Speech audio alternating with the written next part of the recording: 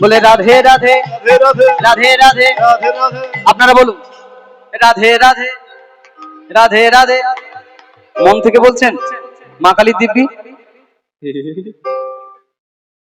রাধে রাধে রাধে রাধে রাধে রাধে তোমরা তো বলছো রাধে রাধে আমার কানে যেন আসে এই ঝগড়া বাঁধে বাঁধে কি ব্যাপার রাধে রাধে রাধে রাধে বিশ্ব চরাচর হলো দুঃখেরই বাসা তোমার কাছে ভিক্ষা পাবো করেছি আশা বিশ্ব চরাচর হলো দুঃখেরই ভাষা তোমার কাছে ভিক্ষা পাবো করেছি আশা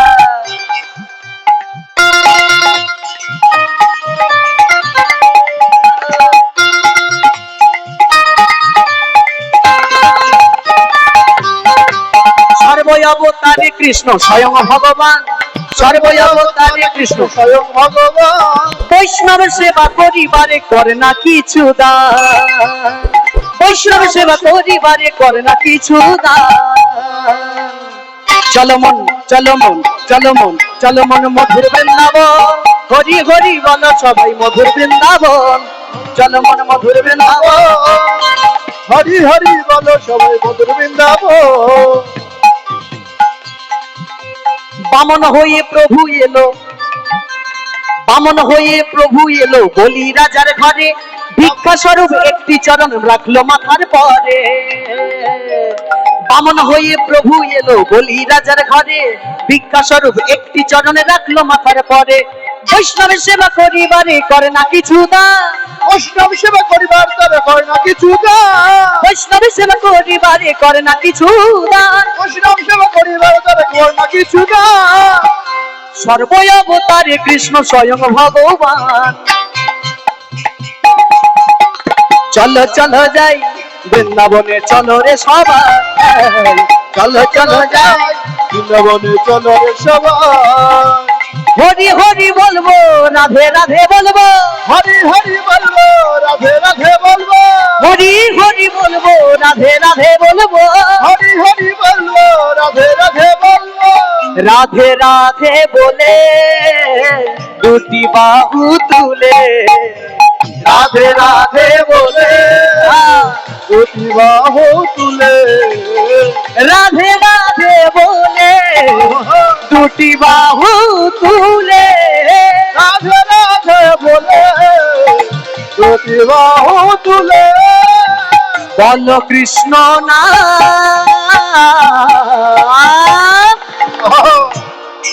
মনে রাধে রাধে বল কৃষ্ণ কৃষ্ণ বল রাধে রাধে বল কৃষ্ণ কৃষ্ণ বল রাধে রাধে বল কৃষ্ণ কৃষ্ণ বল রাধে রাধে বল কৃষ্ণ কৃষ্ণ বল চলো মন বৃন্দাবন চলো মন বৃন্দাবন চলো মন বৃন্দাবন চলো মন বৃন্দাবন বলো বৃন্দাবন नाम की राधे राधे राधे राधे राधे श्यामकुंड में राधा कुंड में कुंजकलीन में किशोरी किशोरी सोमा प्यारी भान दुलारी सबकी प्यारी हमारी प्यारी जगजन की प्यारी तुम्हारी प्यारी विश्व प्यारी राधे राधे आरो जोरे हाथ तुले उच्च ईश्वरे आरो जोरे आरो जोरे आरो जोरे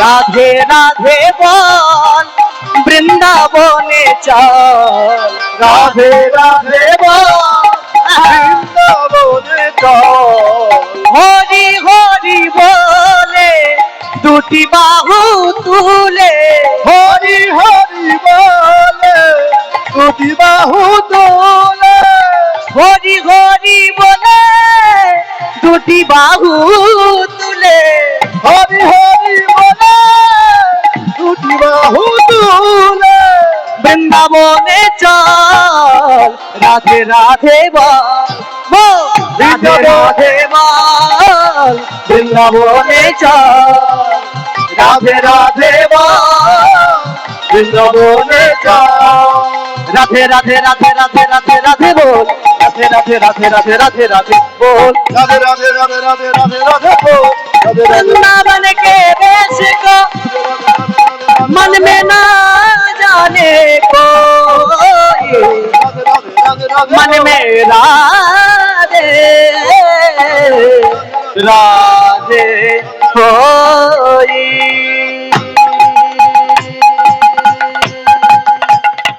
बोलो राधा रानी सरकार की জয় হো, उलुध्वनि होवे की জয় হো, निताई गौर प्रेमानंदे। হরি বল, হরি বল। रूप কৃষ্ণ ভগবান দেখতে কেমন? কেউ বলে লম্বা, কেউ বলে বেটে, কেউ বলে মোটা, কেউ বলে রোগা, কেউ বলে কালো, কেউ বলে নীল, কেউ বলে সাদা, কেউ বলে বাঁশি বাজায়, কেউ বলে বাঁশি খালি কোমরেই গুঁজে রাখে, বাজাতে পারে না। যার যেমন খুশি সে তেমন ভাবে বলে কৃষ্ণ এই রকম। কেউ বলে কৃষ্ণের দুটো চোখ আকর্ণ বিস্তৃত, কেউ বলে কৃষ্ণের দুটো হাত আজানুলম্বিত, যেমন চৈতন্য মহাপ্রভুর আছে হাঁটু থেকে হাত দুটো বড়। যার যেমন খুশি সে তেমন ভাবে বলতে থাকে, কিন্তু আসলে কৃষ্ণ কেমন সেই ব্যাপারটা কেমন জানেন? একবার এক গ্রামে হাতি এসেছে। হাতি, গ্রামের সবাই হাতি দেখতে গেছে। সেই গ্রামে ছিল চার অন্ধ হাতি দেখতে গেছে। এখন অন্ধ হাতি দেখবে কি করে? স্পর্শ করে, ছুঁয়ে। অন্ধের তো চোখ নাই। এখন সবাই হাতি দেখে বাড়ি ফিরছে, চার অন্ধ হাতি দেখে মোটামুটি স্পর্শ করে বাড়িতে ফিরছে। এখন ফিরতে ফিরতে গল্প করছে, আচ্ছা তুই কেমন দেখলি, তুই কেমন হাতি দেখলি, একে অপরের গল্প চলছে। চার অন্ধ একে অপরের মধ্যে কথা বলছে। এখন প্রথম অন্ধ বলছে, আমিও হাতি দেখলাম ভালো। কেমন না, হাতি দেখলাম, হাতি হলো পুরো অজগর সাপের মতো।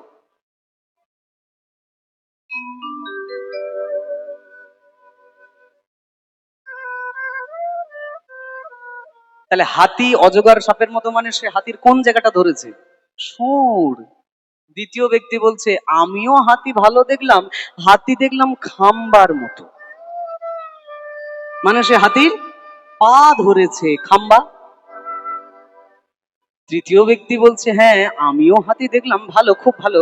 কেমন না, আমি হাতি দেখলাম কুলোর মতো, মানে সে হাতির কানটা ধরেছে। চতুর্থ ব্যক্তি বলছে, হ্যাঁ তোরা তো বললি, আমিও আমার মতো দেখলাম, আমারও হাতি খুব ভালো লাগলো। কেমন না, হাতি দেখলাম ঝাড়ুর মতো। সে হাতির ও ঠাকমা কি ধরেছে? ঠাকমা বলে, যাই ধরে ধরুক, আমি তো চুপচাপ বসে আছি। কি ধরেছে? লেজটা ধরেছে, লেজের নিচের অংশটা ঝাড়ুর মতো। যার যেমন খুশি সে তেমন ভাবে বলছে হাতি এমন, হাতি অমন। বাস্তবিক অর্থে দেখলে বুঝতে পারবে না, কেউ কিন্তু ভুল বলছে না। এই অঙ্গ প্রত্যঙ্গ গুলো না থাকলে কিন্তু হাতি হয় না। তারপরেও আসলে এটা কি হাতি? আসলে হাতি বুঝতে গেলে চোখ থাকা চাই, পরিপূর্ণ রূপটা দেখতে হলে। এক একটা অঙ্গ ধরে কি আর হাতি বলে সম্বোধন করা যায়? তবুও তো হাতিকে নাগালের মধ্যে পাওয়া যায়। কৃষ্ণ ভগবান হলো আকাশের মতো, সাগরের মতো, যার না আছে কোনো আদি, না আছে কোনো অন্ত, যার শুরু কোথায়, যার শেষ কোথায় কেউ জানে না। আকাশের দিকে যত চাইবেন কোথায় শেষ? সাগরের তীরে দাঁড়ালে শেষ সীমানা আপনি খুঁজে পাবেন না। তা কৃষ্ণ ভগবানের রূপ হলো অনন্ত, অসীম, বিশাল, বিরাট। বলকে বাতারে ধরিতে পারে, বল না বলকে বাতারে ধরিতে পারে, সে যে আপনি ধরা না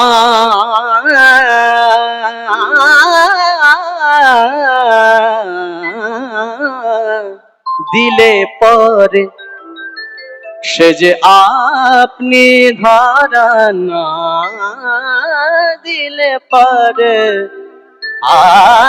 আপনি ধরা না দিলে পরে বলো না বলো কে বাতারে ধরিতে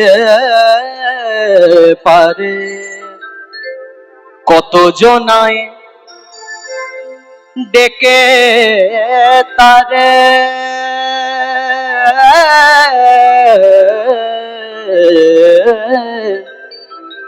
পায় না যুগ যুগান্তরে।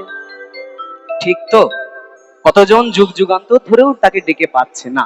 আবার কারুর এক ডাকেতে সাড়া দিয়ে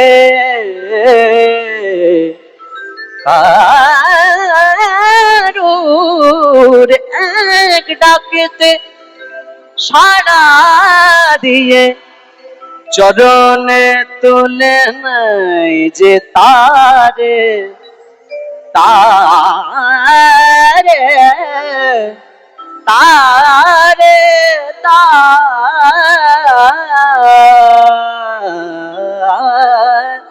তারে বলো কে বাতারে ধরিতে পারে।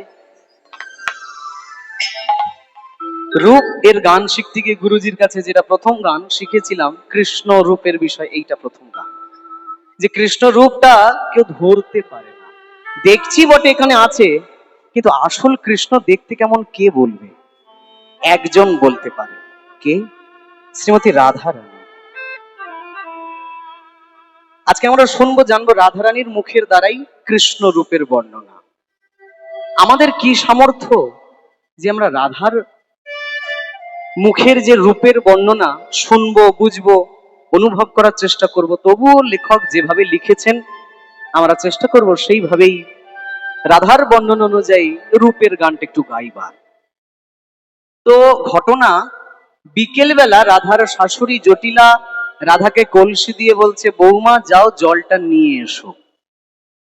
যমুনা থেকে জল আনতে হবে, যেমন বিষ্ণুপ্রিয়া গঙ্গা থেকে আনলো, সেই তো বৃন্দাবনে রাধা ঠাকুরানী। তো যথারীতি রাধারানী বলছেন, মা আপনি আমাকে যেখানে যেতেই বলেন না কেন আমি যমুনায় যেতে পারবো না। আমি যাব না যমুনা ঘাটে জল ভরণীতে, আমি যাব না যমুনা ঘাটে জল ভরণীতে। সেথায় মদন মোহন আছে মন হরণীতে, সেথায় মদন মোহন আছে মন হরণীতে।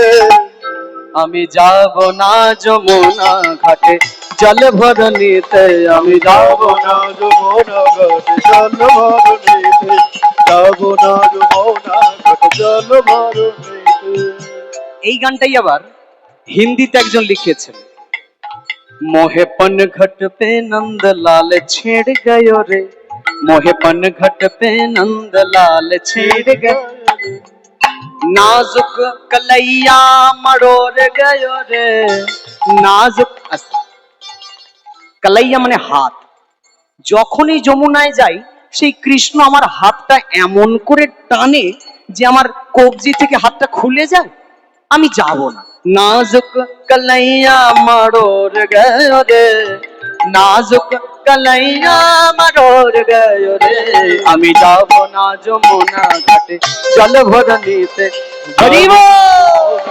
জল ভরণীতে, যাব না যমুনা ঘাটে জল ভরণীতে, যাব না যমুনা ঘাটে জল ভরণীতে।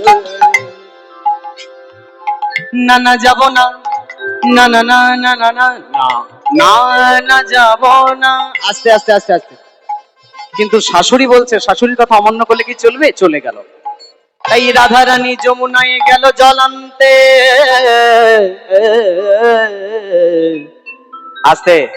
যমুনায় জল আনতে কি একই ভাবে কলসি ঘোরাচ্ছে, দেখছে যে আমাকে কেউ দেখছে না তো আর চোখে আছে কিনা, অনেকে আছে। হ্যাঁ, এখন রাধারানী এদিক ওদিক চোখ ঘোরাতে ঘোরাতে ঘোরাতে কদম তলায় তার গেল চোখ, আর সেখানেই রাধারানীর চোখটা গেল আটকা পড়ে। কি ত্রিভঙ্গ বঙ্কিম ঠামে দাঁড়িয়ে আছে একজন, যাকে দেখা মাত্র সোনার কলসিটা রাধারানীর গেল হারিয়ে। কলসিটা যেন কোথায় চলে গেছে, খুঁজে পাচ্ছে না। খালি হাতে যখন রাধারানী ঘরে ফিরেছে, খালি হাতে দেখে সোনার কলসি। আচ্ছা, সোনা হারানো কি ভালো কথা? নিশ্চয়ই নয়। খুব গালাগালি গালমন্দ করছে, এই পোড়ামুখী কোথাকার, সংসার কিচ্ছু করতে পারে না, বাপের বাড়ি থেকে কিচ্ছু শিখে আসিসনি, ইত্যাদি ইত্যাদি বলেই যাচ্ছে। তো ললিতা বিশাখা বলছে, মা, রাধারানী তো উচ্চ বংশীয় মর্যাদা ঘরের মেয়ে, এত চিৎকার চেঁচামেচি কোনোদিন শোনেনি। ওকে আপনি আমাদের কাছে দিন, আমরা দেখছি ওর কি হয়েছে। এই বলে রাধারানীকে ললিতা বিশাখা সবাই মিলে নিয়ে রাধার কাছে বলছে, রাধে, বেশি মূল্যের কোন জিনিস পেলে অল্প মূল্যের জিনিস যেমন হারায়ে যায়, তাই যদি হয় বল বলে রাধে, বলি যমুনায় গিয়ে সোনার কলসি হারিয়েছিস, নিশ্চয়ই সোনার থেকে অতীব মূল্যের কোন জিনিস পেয়েছিস, তাই তো তুই সোনার কলসি হারিয়েছিস। বল বল তুই কি পেয়েছিস আমাদের কাছে বল। রাধারানী কিবা বলবে, কি বা বলা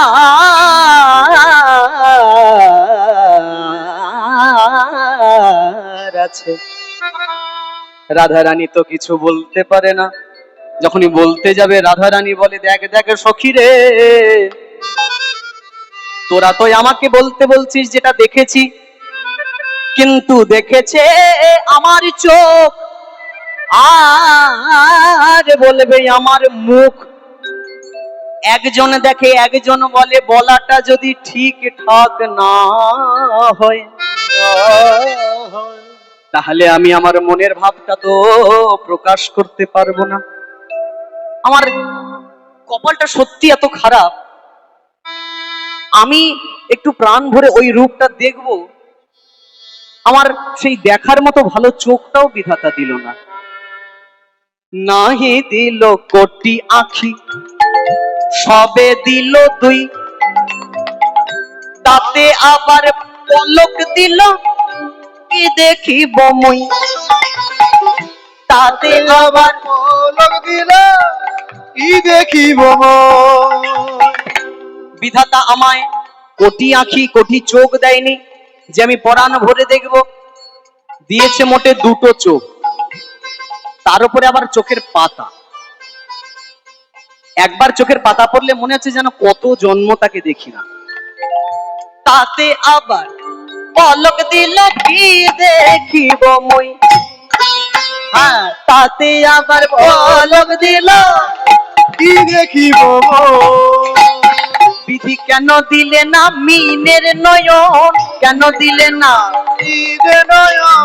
আমি অপলকে চেয়ে রইতাম, কেন দিলে না মিনের নয়ন। মিন মানে মাছ, মাছের চোখের তো কোনো পাতা হয় না। মাছের মতো যদি চোখ পেতাম, তবে আমি প্রাণ ভরে দেখে নিতাম, প্রাণ ভরে দেখে নিতাম। আবার আমার হৃদয়ে পটে এঁকে নিতাম, আমার হৃদয়ে পটে এঁকে নিতাম, আবার মনে হলে চেয়ে দেখতাম, হৃদয়ে পটে এঁকে নিতাম। দেখে নিতাম, মনে হলে যে আরে আরে আরে আরে আরে আরে, দিলে না আমায় মিনের নয়ন, দিলে না আমায় মিনের। এই ললিতা, ললিতা, আচ্ছা একটা কথা বলতো, ব্রহ্মার কটা মাথা? চার। চারটে। চারটে মাথা হলে চোখ কটা? আটটা। আচ্ছা, শিবের কটা মাথা? পাঁচটা। পাঁচটা। পাঁচটা মাথা হলে শিবের চোখ কটা? 10টা। কটা? 10টা কি করে হবে? শিবের চোখ তো 3টে করে, 3 5 16, 15, 15টা চোখ। আচ্ছা, রাবণের কটা মাথা? হ্যাঁ, এখানে রাবণের কথা কোথা থেকে আসলো? না বল না, বল না, আমি বলছি তারপর। 10টা, 10টা যদি মাথায়, চোখ কটা? 20টা হলো। আচ্ছা, রাবণ কোনোদিন কৃষ্ণ দেখবে? যার দেখার এত বাসনা তাকে মোটে 2টো চোখ, আর যে কোনোদিন কৃষ্ণই দেখবে না তাকে 10টা মাথা মানে 20টা চোখ। এ কি মানা যায়? বিধাতার এই কেমন সৃজন! ভালো নয়, বিধাতা ভালো নয়। যে বিধি মানে বিধান তৈরি করেছে তাকে আমি যদি কাছে পেতাম, কিভাবে ভাগ্য লিখতে হয় আমি শিখিয়ে দিতাম। আর একটা কথা বল দেখি, জগতে এমন একজন আছে যার সারা দেহ খালি চোখ আর চোখ। কে? স্বর্গে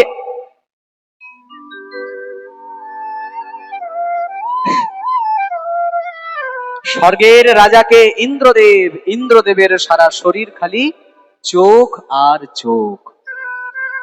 প্রসঙ্গ যখন উঠলে একটু ছোট্ট করে বলেও রাখবো, ইন্দ্রদেব হলো স্বর্গের রাজা, ইন্দ্রপুরী যাকে বলা হয়। আচ্ছা, সরকারের একটা আয়ু হয়, আমাদের যে সরকার 5 বছর করে সরকারের আয়ু থাকে, তো ওইখানেও যারা সরকার, মনে করুন ইন্দ্র সরকার, ব্রহ্মার সরকার, দক্ষ সরকার, এদেরও একটা করে আয়ু আছে, 100 বছর করে আয়ু।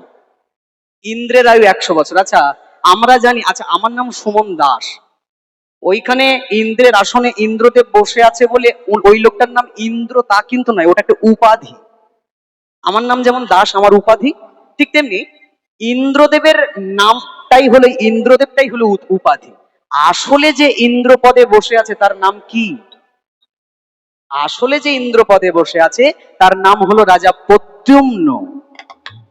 ইন্দ্রদেব নামটা একটা উপাধি, চেয়ারের নাম ইন্দ্র। যেমন চেয়ারের নাম ওই ডিএম, চেয়ারের নাম সিএম।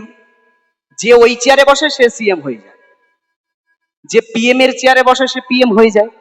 চেয়ারের একটা পাওয়ার আছে। তো ওই জন্য হিন্দিতে একটা কথা আছে কিনা, কুর্সি কা এক अलग ही जलवा है भैया, कुर्सी में जो बैठता है अलग ही पावर में आ जाता है। তো চেয়ারের ব্যাপার। এই ইন্দ্রদেবের আয়ু 100 বছর। কেউ বলতে পারবেন 100 বছর ইন্দ্রের আয়ু ফুরানোর পর, এই পুরন্দন নামক রাজার মানে ইন্দ্রদেব যে বর্তমান, তার আয়ু ফুরানোর পর আমাদের আগামী ইন্দ্রদেবটাকে? বড় প্রশ্ন। শুনে রাখুন, আমাদের যিনি ভবিষ্যৎ, 100 বছর ইন্দ্রের আয়ু শেষ হওয়ার পর যিনি ভবিষ্যৎ ইন্দ্র, তিনি আর অন্য কেউ নয়, তিনি হলেন বর্তমান পাতালের রাজা বলি মহারাজ। ইনি হচ্ছেন আমাদের আগামী ইন্দ্র। আচ্ছা, প্রসঙ্গ যখন উঠলো আরো একটু বলে রাখি, এইরকম ব্রহ্মারও আয়ু 100 বছর, তবে যেটা আমাদের 1 বছর সেটা দেবতাদের 1 দিন। বুঝলেন? যেটা আমাদের 1 বছর সেটা দেবতাদের 1 দিন। দেবতাদের উপরে ব্রহ্মলোক, সেখানে ব্রহ্মা থাকে। ব্রহ্মার আয়ু কত? ব্রহ্মার 12 ঘন্টা হচ্ছে 429,40,80,000 বছর।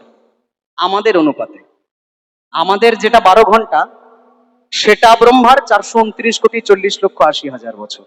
ব্রহ্মার 12 ঘন্টা, সেই অনুপাতে তার আয়ু হচ্ছে 100 বছর। হিসেব করে দেখা যায় ব্রহ্মার পুরো জীবনের আয়ু 429,408,00,000 বছর। এটা একটা ব্রহ্মার জীবনের আয়ু। আচ্ছা, এই ব্রহ্মার আয়ু 100 বছর শেষ হওয়ার পর আমাদের আগামী ব্রহ্মাটাকে? বড় প্রশ্ন। আমাদের আগামী ব্রহ্মাটা কি বলতে পারবেন কেউ? আমাদের আগামী ব্রহ্মা আর অন্য কেউ নয়। বলবো? আমাদের আগামী ব্রহ্মা হলেন বর্তমানে গণেশজি মহারাজ। ইনি হচ্ছেন আমাদের ভবিষ্যতের ব্রহ্মা, গণেশ। এখন যিনি গণেশ পদে আছেন, এই দেখবেন গণেশ, এই আষাঢ় মাসের কথা বল, কোনটা ছেড়ে কোনটা বলবো। আষাঢ় মাসের প্রসঙ্গ, গণেশজি মহারাজের বড় মাহাত্ম্য। কেন? এই গণেশ একমাত্র এমন একটা অবতার যে 4 বার জন্ম নিয়েছে 4 রকম ভাবে, 4 রকম তার বাহন। যেমন আমরা সবাই জানি দাপর যুগে গণেশের বাহন ইঁদুর, কলি যুগে যে গণেশ হবে তার বাহন কি হবে? ঘোড়া। কলি যুগে গণেশের বাহন হবে ঘোড়া। সত্য যুগে গণেশের বাহন ছিল সিংহ। ত্রেতা যুগে গণেশের বাহন ছিল ময়ূর। এই এমন একটা অবতার যে 4 বার 4 রকম বাহন নিয়ে জন্মাবে। কিন্তু দেখুন বিষ্ণুর হাতে যে চক্র তাই, কৃষ্ণের হাতে যে বাঁশি তাই, এর কোনো পরিবর্তন আছে নেই। মা দুর্গার বাহন যেমন ছিল তেমন, আমাদের ভোলানাথের বাহন যেমন বৃষ তেমন, বাহন কিন্তু পাল্টাচ্ছে না। গণেশ একমাত্র এমন অবতার যার 4 অবতারে 4টে বাহন। এই আষাঢ় মাসটা পুরোটাই গণেশজি মহারাজকে নিবেদিত। এই গণেশ পূজা করলে মানে গণেশ চতুর্থী পালন করলে আষাঢ় মাসে ওই যে रोगिन को काया देता अंधन को माया माता जाके पार्वती पिता महादेवा। फल चढ़े लड्डू चढ़े चढ़े पानी मेवा माता जाके पार्वती पिता महादेवा। जय गणेश जय गणेश जय गणेश देवा। তো আষাঢ় মাসটা পুরো গণেশকে নিবেদিত মাস। এই গণেশ হলো আমাদের ভবিষ্যতের ব্রহ্মা। তাহলে এই ইন্দ্রদেব যার কথা বলছিলাম, এই ইন্দ্রদেবের পুরো শরীরটা চোখ আর চোখ। কেন? ইন্দ্রের যে গুরুদেব ছিল, বুঝলেন তো? ইন্দ্রের গুরুদেবের নাম কি কেউ জানেন? ইন্দ্রদেবের গুরুদেবের নাম গুরু, ঠোঁটের খোলায় আটকে গেছে।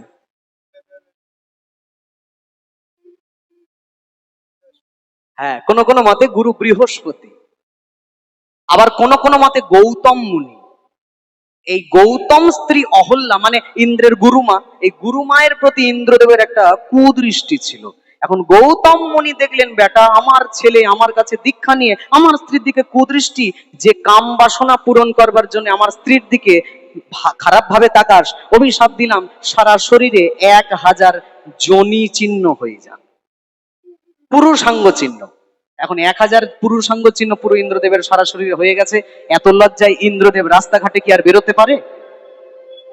এই দেবতারা আবার গৌতমের কাছে প্রার্থনা করলো, মুনিবর ইন্দ্রদেবের অভিশাপটা একটু পাল্টে দিন, জানি অভিশাপ দিলে ফেরত নেওয়া যায় না। তা এই গৌতম মুনি অভিশাপ পাল্টে দিয়ে 1000 যোনির পরিবর্তে 1000 চোখ করে দিয়েছিলেন। তা ললিতা জানিস তো, ইন্দ্রদেবের সারা শরীর খালি চোখ আর চোখ। ললিতা বলছে, তাহলে হঠাৎ করে এই প্রসঙ্গটা এখন কেন আসলো? রাধা রানী বলে, ওরে ললিতা, যদি গৌতম মুনি যখন ইন্দ্রদেবকে অভিশাপ দিচ্ছিলেন, তখন যদি আমি গৌতম মুনির সামনে থাকতাম, আমি গৌতম মুনিকে প্রার্থনা করতাম কি, ওই অভিশাপ আপনি আমায় দিন গো, অভিশাপ আপনি, অভিশাপ আপনি আমায় দিন গো, অভিশাপ আপনি আমায় দিন গো। আমি শত সহস্র নয়নে কৃষ্ণ দেখব, অভিশাপ আপনি আমায় দিন গো, সংশয়নে কৃষ্ণ দেখব, অভিশাপ আপনি আমায় দিন গো। ভালো লাগে না না না না না না না। এখন ললিতা বিশাখা বলে, আচ্ছা আছে এমন কি দেখেছিস আমাদেরকেও বল, যেটা দেখে তোর এমন অবস্থা। রাধারানী বলে, শুনবি? তবে শোন। এই রাধারানী বলতে লেগেছে, শোন মন দিয়ে, যা দেখলাম, দেখেছে চোখ বলবে মুখ, তবে আমি চেষ্টা করছি চোখ মুখের বর্ণনাটা মিলিয়ে বলা। আসুন পদকর্তা গোবিন্দ দাসের বর্ণনা অনুযায়ী আমরা একটু শুনে নিই গোবিন্দের রূপটা কেমন। রাধারানী শুরু করলেন মুখ থেকে বর্ণনা। মুখ থেকে একটু যাই, যেহেতু গৌরাঙ্গের মুখটা শুরু করেছিলাম, এখানে বৃন্দাবনে একটু কৃষ্ণের মুখটাও দেখি। আসুন। ও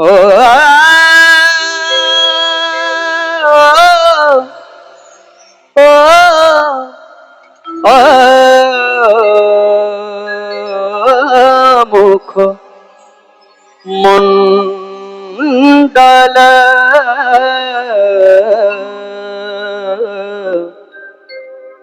জিতি শারদ সুধা কর, তনুরুচি তরুণ তমাল, তনুরুচি তরুণ তমাল, তনুরুচি তরুণ তমাল।